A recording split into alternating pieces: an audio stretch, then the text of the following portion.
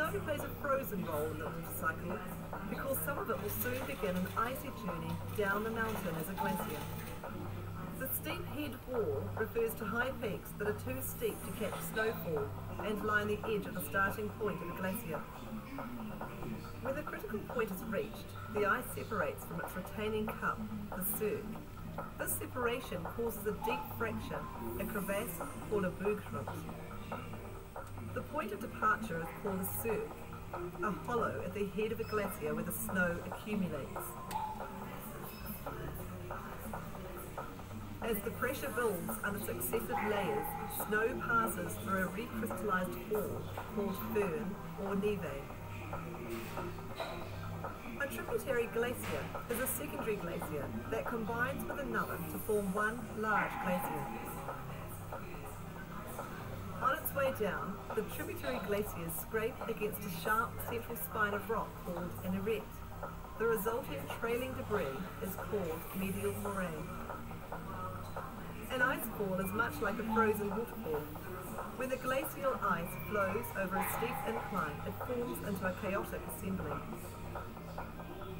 The debris scraped from the valley walls by the passage of the ice is called lateral moraine.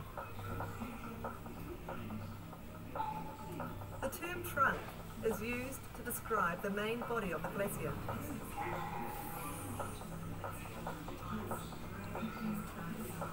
On the surface of the glacier, meltwater, known as superglacial streams, seek out chasms or moulins, where the water is carried into a network of chambers at the base of the glacier. Crevasses are giant cracks in the glacial ice caused by its own movement. A transversal crevasse occurs when an ice tongue flows over a lump or steep incline and creates a split at right angles to its flow. A lateral or marginal crevasse will occur along the edges of a glacier valley side. The ice drags along the valley wall and slows relative to the flow in the centre. The result? Fractures in the glacial ice. The ice wall, or terminus, is the front edge of the glacier. It represents the point where melt rates exactly equal ice supply.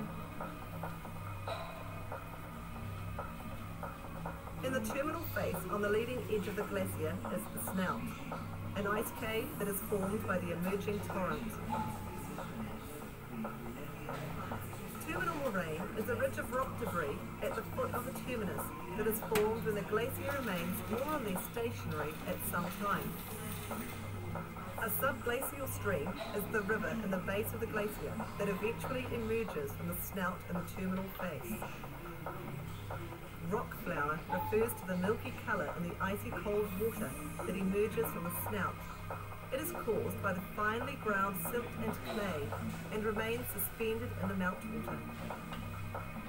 Till or tillite refers to the unstratified glacial drift that is left behind after glacial retreat.